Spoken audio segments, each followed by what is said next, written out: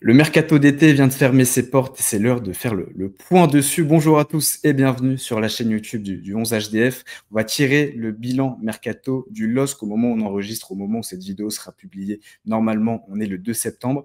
On sort donc tout juste de ce mercato assez animé du LOSC, notamment sur les derniers jours. Et avec moi pour en parler, comme d'habitude, Romain Péchon. Comment tu vas, Romain? Salut Enzo, ça va? Ravi de te retrouver. Et toi, comment vas-tu?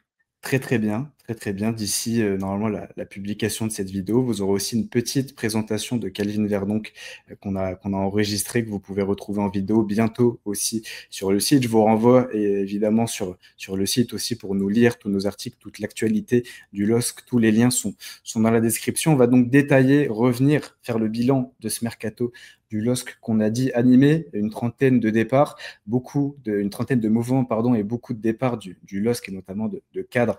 Lucas Chevalier, Bafodé Diakité, Jonathan David, Angel Gomez, même Rémi Cabella qu'on peut inclure, Edon Zegrova qui est parti ces dernières heures, Gabriel Gudmundsson, Ismaili, bref, j'ai pas fait le tour, mais il y a énormément de noms sur lesquels on va revenir, aussi beaucoup d'arrivées, des arrivées très intéressantes, des arrivées prometteuses dès leur début.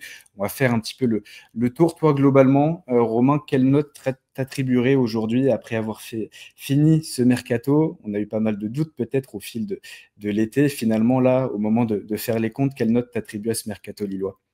Je vais compter sur toi pour m'aider à trancher.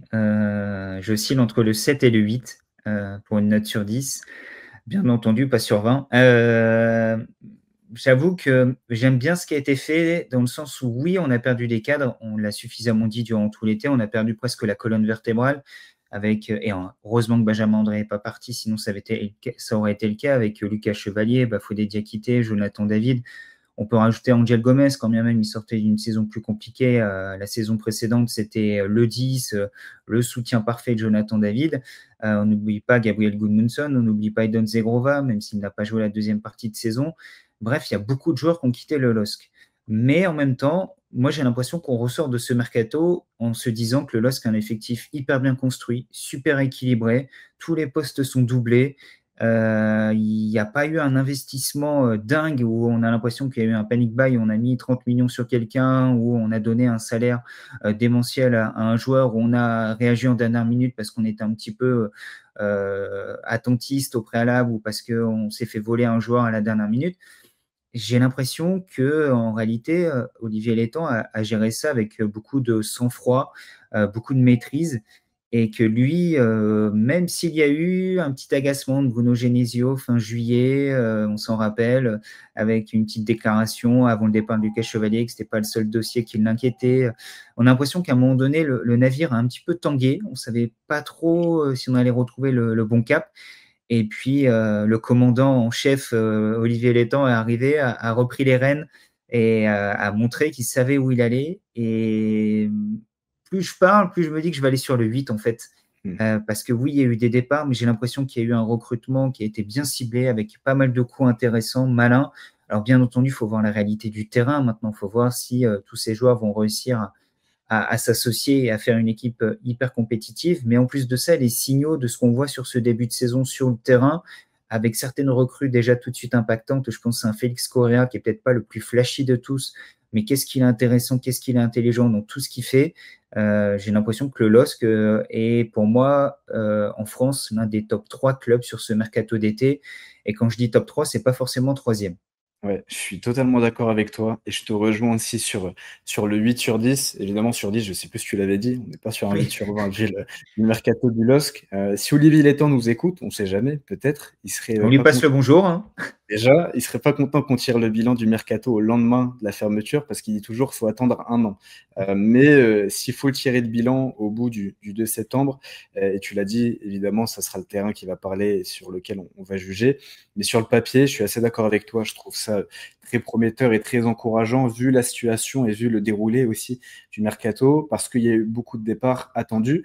La saison passée, finalement, le LOSC n'avait vendu et perdu en cadre que Lenny Euro, avec la volonté de conserver de la stabilité, de la continuité, quitte à repousser certains départs d'un an. Et on pense notamment à Angel Gomez ou à Jonathan David qui sont partis libres. Olivier Létang et le board avaient misé sur le fait de non, on les garde, on a la Ligue des Champions qui nous attend, on va tirer le maximum avec ce groupe, quitte à être en fin de cycle dans un an et voir beaucoup de départs de cadres arriver. Et on l'a vu, il y a eu énormément de cadres qui sont partis. Lucas Chevalier, Bafodé Diakité et Don Zegrova, c'est pour parler que des ventes. Et même sur ces ventes où on pouvait avoir un petit peu de regret de les voir partir tous les trois, il y a, je trouve, le maximum en termes financiers, et il faut en parler parce que pour le LOSC, c'est très important, qui a été tiré sur ces trois noms. Lucas Chevalier, c'est 50 millions, bonus inclus. Je ne sais pas si aujourd'hui, le LOSC aurait pu en tirer beaucoup plus, je ne pense pas. Bafodé Diakité, 40 millions, et Don Zegrova, à un an de la fin de son contrat, après 6 mois sans jouer, et vu sa situation personnelle, une vingtaine de millions du côté de la Juventus, et c'est pour pas parler aussi de Gabriel Gudmundsson, qui a été plutôt très bien vendu du côté de Leeds.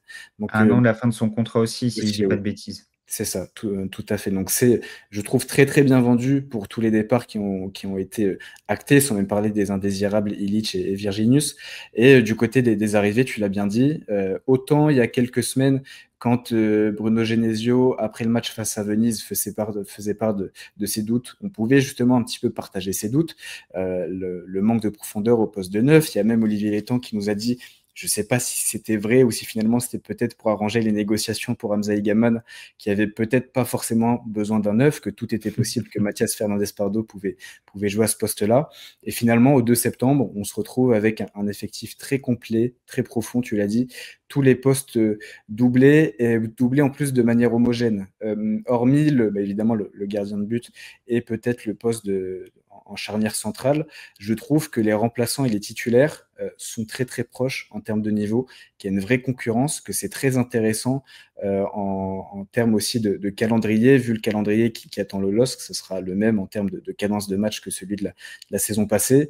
Et aujourd'hui, hormis peut-être Benjamin André qui est capitaine, et encore, parce qu'il y a énormément de monde au milieu, mais Benjamin André est peut-être indiscutable. Akon Haraldsson au poste de 10, c'est peut-être indiscutable. Alexandre aussi dans la défense, c'est peut-être indiscutable. Pour le reste, il n'y a personne qui a sa place actée pour la saison. Il y a une vraie concurrence, je trouve, qui a été mise en place. Et je trouve ça très, très, très intéressant, très complet. Il y a aussi la pyramide des âges qui est très équilibrée sur le recrutement, avec des profils expérimentés comme Olivier Giroud, comme Chancel Mbemba, avec des profils plus jeunes à valoriser comme Broholm, comme Correa, comme il y a Nathan Ngoy, et puis aussi en termes de profil expérimenté, Romain Perrault, Calvin Verdonk. Donc je trouve que c'est très complet, qu'il n'y a finalement pas grand-chose à redire au vu de la situation du football français et du LOSC, et que je suis d'accord avec toi, je pense que c'est l'un des meilleurs mercatos finalement d'un club français. Je ne sais pas si les supporters lillois auraient pu dire ça il y a encore 2-3 semaines, mais qui finalement s'en sort très très bien. Et encore une fois, le savoir-faire du Python, encore une fois parlé, Olivier Létang, qui a très très bien fini ce mercato, aussi bien en termes de vente que d'arrivée. Et on sait très bien, et c'est pour ça que je remets cet écran-là avec le résumé des mouvements. Alors, toutes les sommes, c'est pareil, les sommes de transfert, on sait qu'il y a la somme à l'instant T, qu'il y a des mouvements, il y a des bonus, par exemple pour Lucas Chevalier, pour Edon Zegrova. Donc, ça peut bouger. On sait que parfois, il y a également des intéressements à la revente ou à la plus-value. Mais ce que je veux dire, c'est que le LOSC arrive à ressortir avec une balance financière ultra excédentaire, ultra positive de ce mercato, sans avoir donné le sentiment sur le papier au 2 septembre de s'être extrêmement affaibli sportivement. Et ça, c'est un tour de force qui n'est pas évident à faire parce que déjà, il faut réussir à bien vendre ces joueurs.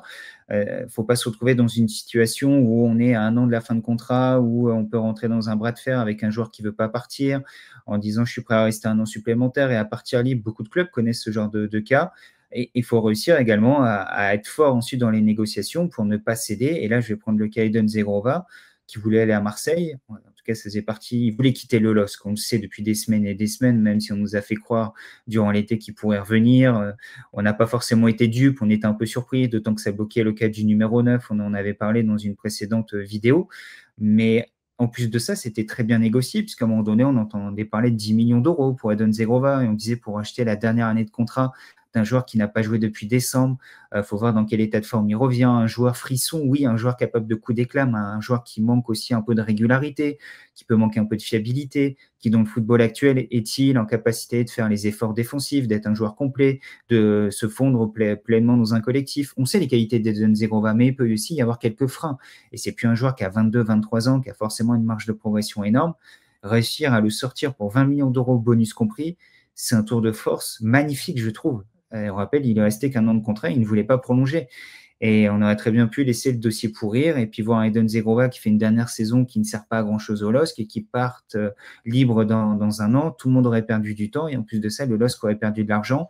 Et ben non, jusqu'au bout, Olivier Létang a été fort dans ce dossier-là, a refusé en plus de dealer avec l'OM, peut-être parce qu'il savait que son ami Comolli du côté de la Juve allait passer à l'action à un moment donné et qu'il allait lui trouver cette porte de sortie-là. Mais je trouve que la gestion de ce dossier en dit beaucoup sur comment le LOSC a réussi à maintenir un bon équilibre cet été entre impératif économique et nécessité de rester performant sportivement. Alors oui, il reste quelques incertitudes. Le mercato, il se juge effectivement au bout de quelques temps, au bout de quelques matchs, au bout de quelques mois. Mais ce que je vois aussi, c'est ce qu'on avait dit en fin de saison dernière et durant l'été aussi. Il y a la montée en compétence des joueurs qui est arrivé l'été dernier, qui est censé se faire. Mathias Fernandez-Pardo va incarner ça, je continue d'y croire. Combien même il n'a pas été titulaire sur les 2 premiers matchs, combien même il y a eu des frictions avec son entourage. Ça doit être sa saison, il doit franchir un cap. Il fait une très bonne entrée contre Monaco, c'est lui qui fait basculer le match en étant passeur décisif, en obtenant le penalty. Il fait un excellent match, en tout cas une très bonne deuxième mi-temps contre Lorient, avec un Hamza Gaman autour de lui, sans forcément besoin d'aller sur le côté, mais avec un point de fixation qui l'a un peu libéré, qui lui a permis d'être un peu moins dans la nasse. Donc peut-être que lui va aussi se rendre compte que seul, devant, numéro 9, c'est peut-être pas ce qui lui convient le mieux aujourd'hui, que même côté droit, il peut rendre des services. Et je pense également à Osame Sarawi, auteur d'une bonne entrée, qui est censé monter en régime cette année, à un Con Haraldsson qui a sa 3e année, qui doit être le leader technique et offensif de cette équipe, à un Ayoub Boadi, qui, je trouve, moi, montre plus de choses qu'un Ngalai Moukao, en tout cas, qui a un profil hyper intéressant pour apporter de la justesse technique, de la gestion du rythme, ce qui a un peu manqué au LOSC à Brest. C'était qu'un premier match, mais je trouve que le LOSC est un peu rentré dans un match un peu foufou qui lui convenait pas forcément. Et avec un Boadi, je trouve qu'on a plus de maîtrise.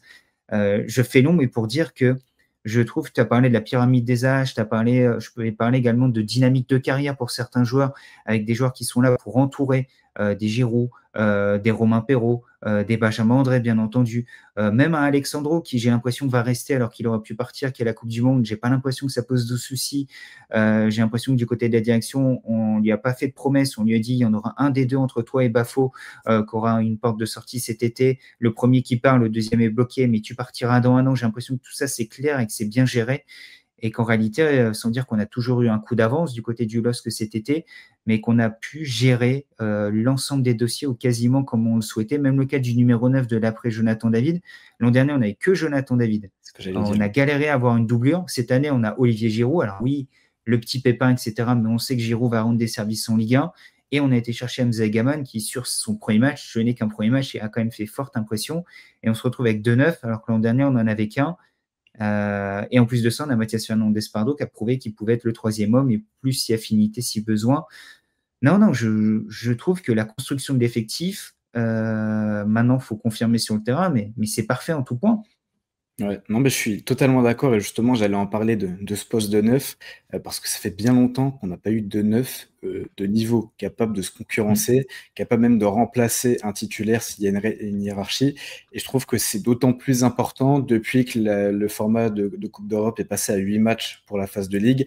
On l'a vu la saison passée, dernière saison de Jonathan David, il est encore énormément décisif, il manque encore énormément, mais dans le jeu, dans la régularité, dans la constance sur la saison, c'est pas du tout la meilleure saison de Jonathan David. On peut pas forcément lui en vouloir, vu le rythme qui lui a été attribué avec cette saison, vu les voyages, encore une fois, au Canada. Et là, je trouve qu'avec Igaman, avec Olivier Giroud, tu as d'une part 2 joueurs qui sont dans des dynamiques de carrière différentes, mais donc une hiérarchie qui à terme va être logique, avec un Igaman qui, sur le moyen long terme, va logiquement prendre le dessus sur Olivier Giroud, et je pense que dans la tête d'Olivier Giroud, c'est acté, donc une concurrence assez saine.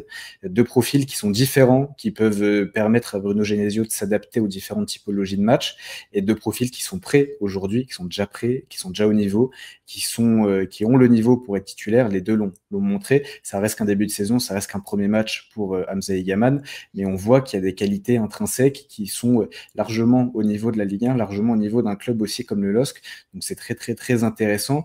Et tu l'as bien rappelé aussi, il y a certes des cartes qui sont parties, il y en a aussi beaucoup qui qui sont restés. Et Olivier Létang, sur ce point de vue-là, a su faire preuve aussi de fermeté. Il y a la prolongation de Benjamin André qui est très importante pour le terrain aussi, pour le vestiaire. 3 ans, on peut discuter de la longueur aussi du contrat. Donner 3 ans de contrat à un joueur de 35 ans, ça peut poser question. On est aussi sur un modèle de professionnalisme, de sérieux en dehors du terrain, d'exigence. Donc je pense pas que Benjamin André soit le milieu, et on le voit déjà, qui sera le plus vite en fin de carrière, en fin de cycle, et qui ne sera plus au niveau d'ici quelques mois.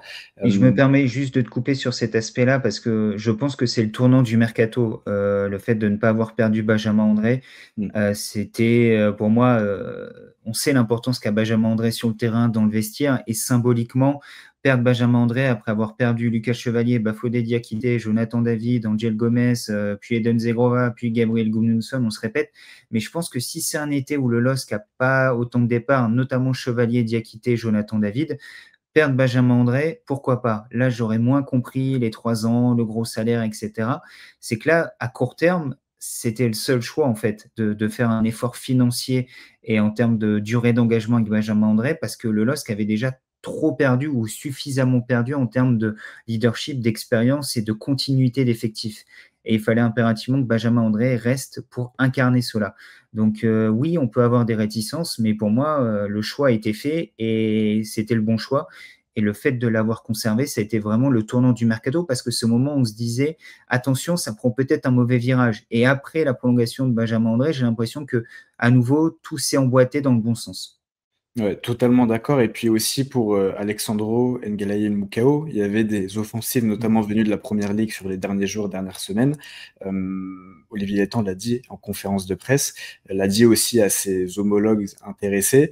Si vous voulez, notamment je pense, et je crois savoir qu'il parlait d'Alexandro, c'est 70 millions. Autant vous dire qu'à un mot d'une folie, personne ne poserait 70 millions sur Alexandro, mais c'est Après, pour... avec la Première Ligue, on ne sait jamais, hein. C'est sûr, c'est sûr. Là, on est sur un marché en plus côté anglais qui est assez fou, donc pourquoi pas. Mais évidemment, s'il y a une offre pour 70 millions d'euros, on aurait tous compris qu'Olivier Létang saute sur l'offre. Mais c'est surtout pour montrer la fermeté qu'il y a eu sur ces départs. Oui, il y a des cadres qui sont partis. Oui, il y a des promesses qui ont été tenues, notamment avec Bafodé Diakité. Il y a aussi une colonne vertébrale qui a été conservée. Il y a aussi le cas Mathias Fernandez Pardo qui est resté, malgré sur la fin de saison, selon la presse espagnole, des velléités de départ, des petites tensions aussi par médias interposés, en tout cas par conférence de presse interposée avec Bruno Genesio. Et non, Olivier Létang a décidé de conserver l'ailier, en tout cas, je pense, le plus référencé aujourd'hui, avec lequel tu as le plus de certitude dans l'effectif du LOSC. Et c'est ce que je voulais dire aussi. Il y a certes des départs de cadres, des départs de joueurs qui sont très très bien valorisés, Chevalier, Zegrova, David qui est parti librement, Bafodé Diakité, mais il reste encore de la valeur dans cette équipe. Et on sait que souvent, quand il y a énormément de cadres qui partent, une équipe, pour recréer de la valeur, c'est très compliqué. Et le LOSC mise sur ça, c'est son modèle économique, c'est comme ça que les dettes ont été épongées. Et c'est important, je pense, dans le fonctionnement économique du club, de conserver un effectif avec des actifs valorisés et valorisables. Et aujourd'hui, avec la Hudson, Mathias Fernandez Pardo, Alexandro, Ayoub Boadi, Mouko, je vais pas tous les faire, mais il y a énormément de joueurs valorisés, valorisables, et qui seront encore vendus dans 1 an. Et ça sera normal parce que c'est le fonctionnement du LOSC et c'est la vie qui a décidé de mener le LOSC, qui est presque forcé de mener le LOSC au vu de la situation économique aussi du foot français. Et on voit quand même qu'il y a cette capacité à retomber sur ses pattes très très bien, et qui nous fait dire en tout cas qu'on est quand même sur un mercato assez convaincant, voire même très convaincant de la part du LOSC. Juste pour dire à ceux qui nous regardent, vous pouvez aussi donner votre note et votre justification en commentaire sous la vidéo. Participez aussi, voir si vous êtes aussi enthousiaste que nous ou pas. Moi, il y a 2 points sur lesquels je voulais revenir. Tu as parlé de la concurrence potentiellement Igaman-Giroud. Olivier Genesio a déjà précisé aussi en conférence de presse que les deux pouvaient jouer ensemble, parce qu'Igaman peut aussi jouer derrière l'attaquant, et ça nous rappelle ce qu'il a essayé de faire en fin de saison dernière sur certains matchs où il avait associé Akpom et Jonathan David, dans la volonté d'avoir 2 neufs pour peser un peu plus sur des blocs adverses bas. Et ça peut aussi faire souffler Ocon Haraldson, qui n'a pas de vraie doublure aujourd'hui. Il n'y a plus de vrai deuxième numéro 10. dans cet effectif, comme il pouvait y avoir avec notamment Angel Gomez et Rémi Cabella. On en avait quasiment 3 la saison dernière. Là, il n'y a plus qu'Ocon Haraldson qui a ce vrai profil. Et dans les milieux relayeurs, je ne vois pas non plus quelqu'un qui pourrait incarner ce rôle-là. Il y a Boadi qui est peut-être le milieu le plus à vocation offensive. Il y a Mouko qui a été pas mal de fois utilisé à ce poste-là. Il y a des ailiers qu'on peut recentrer, je pense à Broholm. Mais c'est vrai que tu n'as pas de 10, on va dire, qui ont ce poste comme rôle naturel et qui sont vraiment des 10 de métier. Et Igaman a un peu, je trouve, déjà eu ce rôle-là à Lorient samedi, où il n'est pas rentré en pur neuf parce qu'il y avait Mathias Fernandez-Pardo, et on a presque abandonné le côté droit, vu qu'il a remplacé Marius Braun à la mi-temps. Et on avait les deux très proches dans l'axe. Donc on a déjà vu en plus de profils hyper complémentaires, parce qu'on avait la percussion, la vitesse, l'attaque de la profondeur avec Mathias Fernandez-Pardo, et Hamza Igaman qui était autour de lui un peu dans un rôle de pivot, de déviation, un sacré bon pivot, notamment techniquement, avec de très belles choses. On en rigolait en off tout à l'heure, du coup, je partage avec à la fois nos lecteurs, nos auditeurs, ceux qui nous regardent. On faisait la comparaison, je faisais la comparaison, je ne vais pas te mettre dans le panier, mais en rigolant, parce qu'on a fait la comparaison Igaman-Benzema tous les deux en regardant le match samedi, sur certains matchs, et je me suis dit, Mathias Fernandez-Pardo, c'était Cristiano Ronaldo, quoi. On avait reconstitué le duo de la grande époque du Real Madrid. En tout cas, dans les profils, ça pouvait y ressembler. Et offensivement, je trouve qu'il y a, moi, au niveau du secteur offensif, il y a également une complémentarité et une richesse dans les profils. De Félix Correa à Osame Sarawi, c'est pas tout à fait les mêmes. Ils ont des qualités communes, mais ils peuvent apporter des choses différentes côté gauche. Mathias Fernandez-Pardo peut également jouer là dans un tout autre style d'attaquant intérieur, de joueur au profil vraiment d'un contre un qui va éliminer, qui peut être très utile, mais il peut aussi aller jouer à droite, il l'a prouvé, il peut jouer dans l'axe. Tu as 3 numéros 9 très différents, avec Giroud dans un profil bien spécifique, Hamza Igaman qui fait presque la liaison entre ce profil-là et celui de Mathias Fernandez-Pardo. Tu as Ocon Haraldson qui est un vrai 10. Pour l'instant, moi, les 2 éléments sur lesquels j'aurais un tout petit peu de réticence, c'est Marius Braun sur sa capacité, mais on le savait, on avait dit que c'est un joueur qui n'était pas forcément prêt encore dans sa présentation, qu'il lui faudrait un petit peu de temps pour gravir la marche jusqu'à la Ligue 1, mais physiquement, notamment, je trouve qu'il souffre pour l'instant et qu'il lui en manque un petit peu. Et moi, l'autre cas, c'est parce que je continue de penser que c'est l'un des 3 meilleurs gardiens au monde. Et il y a déjà 2 ou 3 ans, quand il fait sa première saison à Lille, je fais ça sera lui le futur gardien du PSG. Il a tout pour les qualités, le mental, c'est Lucas Chevalier. Et je ne sais pas si Berkehauser aura la capacité à être ce gardien régulier, hyper efficace, qui fait gagner des matchs, qui sauve des points, qui est une assurance tout risque, entre guillemets. Son début de saison, sans dire qu'il n'est pas bon, il y a quand même eu certaines interventions, certaines situations où je me suis dit c'est un peu plus fantasque, entre guillemets, et c'est peut-être un peu moins 100% safe que pouvait l'être Lucas Chevalier. Mais en même temps, trouver un gardien aussi fort que Lucas Chevalier, c'était pas gagné. Et ce que j'aime bien, c'est qu'il y a eu une volonté de prendre aussi un risque dans ce dossier-là, je trouve, en se disant on va aller chercher un profil de gardien, on veut ce profil-là, un gardien relanceur, capable de s'inclure dans le jeu, fort au pied, donc un gardien moderne, et ça j'aime bien, quitte à ce qu'à côté, voilà, il y ait quelques éléments un peu plus fantasques où on joue ce risque-là parce qu'on croit au profil et au potentiel du joueur. Mais c'est peut-être le poste où je trouve où le LOSC c'est le plus affaibli à l'instant T, quand bien même c'est un international turc. Mais je suis tellement fan aussi de Lucas Chevalier que je pense qu'il aurait fallu quasiment me faire venir Thibaut Courtois derrière pour que je trouve que le LOSC n'est pas perdu au change. Mais voilà, moi, où je peux avoir 2 petites réticences dans le sens des arrivées, c'est Braun et Berkehauser. Ouais, non, je suis assez d'accord avec toi. Et Lucas Chevalier, quand on débattait autour de son départ, est-ce qu'il fallait le vendre, à combien il fallait le vendre, puis d'ailleurs, je crois plutôt dans ses ordres de prix, 40-50 millions, on avait évoqué, si je me souviens bien. On l'avait dit, en cas de départ, quoi qu'il arrive, Jérémy Colson et Olivier Létang peuvent aussi bien travailler qu'ils veulent, ils peuvent faire une découverte. Le LOSC perdra forcément en qualité à ce poste-là, parce que tu l'as dit, Lucas Chevalier est aujourd'hui l'un des meilleurs gardiens du monde, et le LOSC ne peut pas trouver un gardien déjà aussi bien référencé et d'un tel niveau. Et on disait ça sans même présager de la qualité du remplaçant, et je suis assez d'accord avec toi, Berkehauser un petit peu plus aléatoire, notamment dans ses qualités de gardien pur, c'est-à-dire pour voilà, sur les sorties, sur sa ligne aussi. On sent un petit peu moins de sûreté, de fiabilité. Mais en même temps, ce que j'aime beaucoup, tu l'as dit, tu l'as un petit peu évoqué, c'est son profil qui, je trouve, notamment au pied, et rajoute, encore une fois, un petit peu plus de solutions à la relance. On a vu, notamment sur la deuxième partie de saison passée, qu'il y avait pas mal de jeux mi-longs, de jeux longs qui étaient un petit peu plus, là pour le coup, aléatoires de la part de Lucas Chevalier, que ça pouvait agacer par moments Bruno Genesio, et que dans la construction du jeu depuis l'arrière, ça pouvait être un petit peu un point faible de ce LOSC deuxième partie de saison sans Aidon Zegrova qui apportait pas du coup cette touche créative en son absence.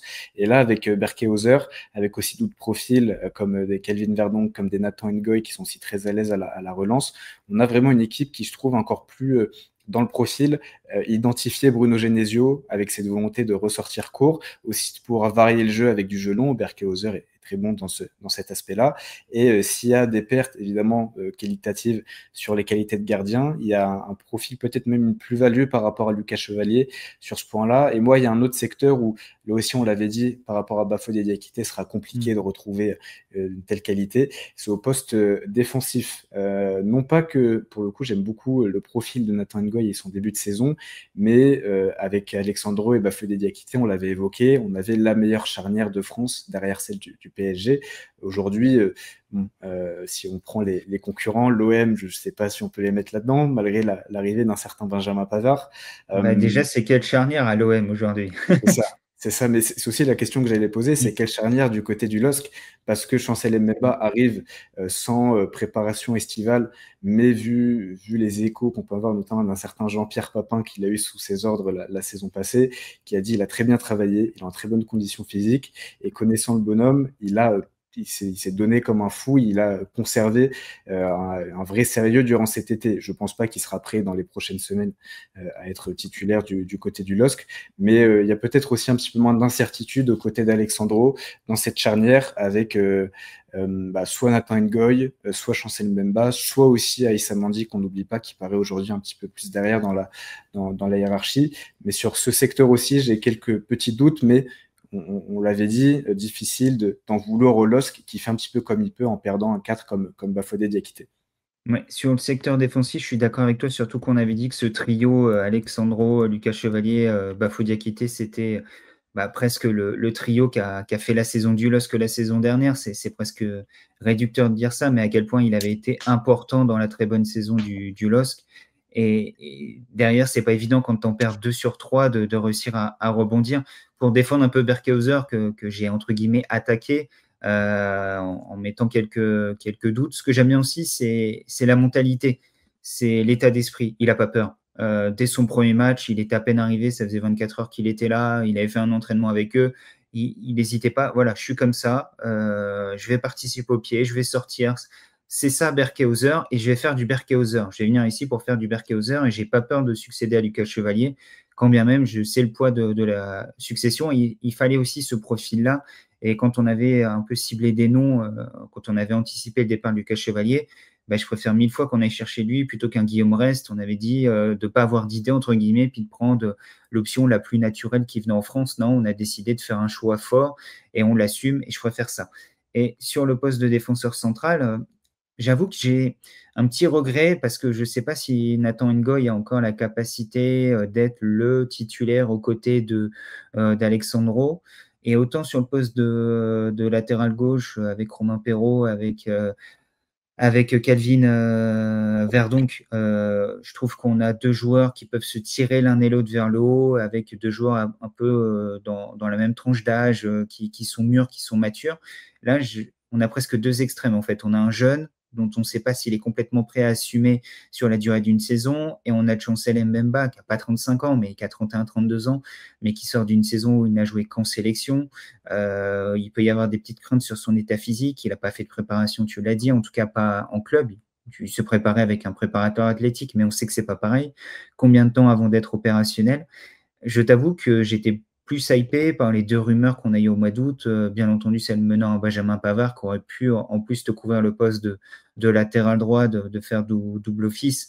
Et là, peut-être que Issa Mondine aurait pu être utile dans l'effectif ou vraiment dans un rôle hyper limité.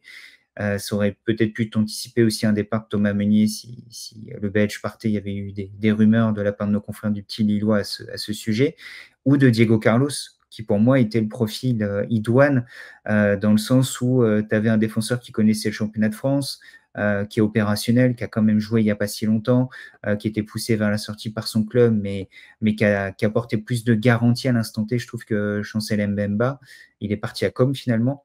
Mais en plus, tu pouvais avoir cette filière brésilienne avec Alexandro, donc deux joueurs qui se comprennent tout de suite, qui parlent la même langue pour faciliter les choses. Et là, on aurait pu avoir du coup un Nathan Ngoy qui, à un moment donné, était le troisième homme, qui peut suppléer l'un des deux, qui peut jouer en Coupe d'Europe. Mais pour moi, tu partais avec une défense qui était Diego Carlos, Alexandro, qui sur le papier était intéressante. Alors peut-être qu'en termes de profil, Diego Carlos ne correspondait pas tout à fait à ce que souhaitait le LOSC. Et du coup, on a coupé la poire en deux en prenant Chancel Mbemba. Je sais pas. Oui, en réfléchissant, il peut y avoir sur ce poste de défenseur central une petite inquiétude, sachant que derrière les trois hommes qu'on a cités, ta dernière option, Saïssa Mondi. Et l'an dernier, à chaque fois qu'il a joué, on a eu quelques petites frayeurs, quelques craintes. Donc, il me semble partir d'encore plus loin le concernant. On l'avait dit, le troisième homme à droite et le quatrième dans l'axe, donc finalement un rôle assez mineur. Mais j'aurais bien aimé voir un défenseur un peu plus aguerri et peut-être dans une dynamique meilleure que celle de Chancel Mbemba pour venir épauler Nathan Ngoy. Ouais, Nathan Ngoy, sur lequel aussi, il faut le rappeler, même si on sait qu'il a fait un travail là-dessus, mais aussi peut-être des doutes physiques sur la capacité à ne pas se blesser, à faire une saison complète. Même s'il y a eu des avancées de son côté là-dessus, est-ce que ça va tenir toute la saison? Personne ne le sait, lui-même l'avait dit, et on ne peut avoir aucune garantie là-dessus. Peut-être que Chancel Mbemba est lusophone de par son passé du côté de Porto. J'avoue que je n'ai pas l'information, mais ça peut être aussi important pour la charnière avec Alexandro. Dans tous les cas, on reparlera de Chancel Mbemba sur la fin de semaine, en vidéo et sur le site, évidemment, avec un spécialiste de l'OM, du contexte marseillais, qui a pu suivre la saison, notamment en réserve du côté de l'OM de Mbemba, qui peut poser un petit peu question. En tout cas, on a assez peu finalement d'informations sur ce qu'il a pu donner du côté de l'OM sur la dernière année. Sans revenir peut-être poste par poste, je pense qu'on a fait un tour assez global, assez complet sur le mercato du LOSC. Que tu avais quelque chose à rajouter, Romain? J'ai une petite question à te poser. Parmi les joueurs qui ont quitté le LOSC cet été, à l'instant T, pas de projection à 6 mois, 1 an, 2 ans, quel est le joueur que tu vas le plus regretter? Quel est le joueur, tu te dis, cette saison, j'aurais bien aimé l'avoir? Sans trop de doute, il n'y aura pas besoin de repartir sur la justification parce qu'on en a un peu parlé, mais c'est Lucas Chevalier. Lucas Chevalier qui pour moi était le plus difficilement remplaçable et qui, en plus, avec tout ce qu'il représentait pour le LOSC, pour la mentalité, pour le leadership, pour l'ADN aussi lillois, pour moi, sans trop hésiter, c'est Lucas Chevalier que le LOSC va le plus regretter, mais dans le sens où c'est une vraie perte, mais pas regretter dans le sens où il n'aurait pas fallu le vendre parce que l'offre était très bonne, parce que toutes les parties s'y retrouvaient, parce que c'était aussi un petit peu la suite logique de l'histoire pour lui une fois que l'opportunité PSG se présentait à lui. Toi aussi, c'est plutôt Lucas Chevalier ou alors tu avais un autre nom? Samuel Umtiti. Non, je rigole, pour être plus sérieux. Le pauvre Samuel Umtiti qui cherche toujours un club. Pour être plus sérieux, moi, je vais aller sur Bafodé Diakité parce que je trouve qu'il a représenté le LOSC qui a su sportivement rester compétitif tout en traversant une période un peu complexe après le titre économiquement, qui est monté en puissance quand il arrive de Toulouse. C'est le Toulouse qui descend en Ligue 2. Il vient, il joue latéral droit dans un premier temps parce que dans l'axe, il y a José Font qui est là et il y a très peu de place disponible, et puis il finit par glisser dans l'axe. Et je trouve que j'adorais également ce qu'il dégageait, l'énergie positive qu'il apportait dans ce club. Et je continue de penser que c'est un joueur qui est un peu sous-coté en France. Par exemple, quand on parle de défenseurs centraux pour l'équipe de France, alors oui, c'est un poste où on est plutôt pourvu, mais son nom revient jamais, on n'en parle jamais. Même à un moment donné, je me suis dit cet été, ça peut être une piste intéressante pour le PSG parce que même si on sait que ce profil de doublure d'Achraf Hakimi est très compliqué à trouver, et je pense qu'en réalité, c'est un autre débat, mais c'est Warren Zaïre-Emery qui devrait finir là. Il ne plus jouer au milieu de terrain, mais ça concerne le PSG. Mais voilà, Bafodé Diakité, ça aurait pu être une double opération Lille-PSG, ça m'aurait absolument pas choqué. Je suis persuadé qu'en première ligue, il va lui falloir peut-être 3-4 mois d'adaptation, mais qu'il va casser la baraque. et que c'est un défenseur qu'on a tendance à sous-estimer, et que oui, Nathan Ngoy fait des bons débuts, mais cette charnière Bafodé-Diakité Alexandro a découvert la sélection brésilienne et a été récompensé. Mais je pense que dans la réussite de cette charnière, Bafodé-Diakité avait également une grosse part de responsabilité, et que son départ n'a pas autant fait parler que celui de Lucas Chevalier cet été, mais je pense qu'il est tout aussi important. Ouais, et puis en plus, il tombe dans un club Bournemouth qui, pour le coup, travaille très très bien. J'ai pu Mm. regarder quelques matchs depuis le début de saison et il tombe dans un super contexte et je serais pas étonné justement qu'on le retrouve dans un top club européen d'ici un an et en sélection française. Même si on ne sait pas si Didier Deschamps a la télé allumée sur Bournemouth le samedi après-midi. J'ai un petit peu plus de doutes, mais on espère pour Bafodé qui mériterait aussi d'avoir cette reconnaissance. Tu l'as dit, ça n'a pas fait autant parler parce que Lucas Chevalier est parti au PSG que Diakité est parti du côté de Bournemouth. Mais c'est aussi le nom que j'avais en tête quand tu m'as posé cette question. Eh ben, écoute, je pense qu'on a fait le tour. Dans les commentaires, n'hésitez pas aussi à nous faire votre petit bilan mercato, votre note, votre avis aussi sur les départs, sur les arrivées, sur tout ce qu'on a pu évoquer, la complémentarité des profils, la profondeur d'effectifs aussi qui a été créée, recréée du côté du LOSC. N'hésitez pas à nous faire votre petit retour là-dessus. Évidemment, nous retrouver aussi sur le site avec les présentations des dernières recrues qui vont arriver petit à petit, et puis toute l'actualité autour du LOSC qui est retrouvée en temps réel sur le site du 11 HDF. Tous les liens sont dans la description. Pardon. Merci à toi, Romain. Merci Enzo, c'était un plaisir, et on va suivre la saison du LOSC. Déjà, avant même la fin du recrutement, j'étais plutôt hypé de voir ce que allait donner ce LOSC régénéré avec la fin du mercato, l'arrivée d'Hamza Egaman, la Coupe d'Europe qui va arriver, et puis une poule. Alors les matchs à domicile ne sont peut-être pas les plus sexy, mais en tout cas un tirage au sort, plus qu'une poule, un tirage au sort qui donne, je trouve, quand même une bonne carte au LOSC pour aller chercher le top 8 et se qualifier directement. Là, la trêve internationale, elle n'arrive pas au bon moment. J'aurais envie de voir le LOSC dès le week-end prochain, plus que l'équipe de France de Didier Deschamps. Mais c'est un autre sujet. C'est un vaste sujet qu'on n'aura pas le temps de développer aujourd'hui, mais je te rejoins. Merci à toi, Romain. Merci aussi à tous ceux qui nous ont écoutés. On se retrouve sur le site, sur la chaîne YouTube aussi pour de prochaines vidéos. Salut à tous.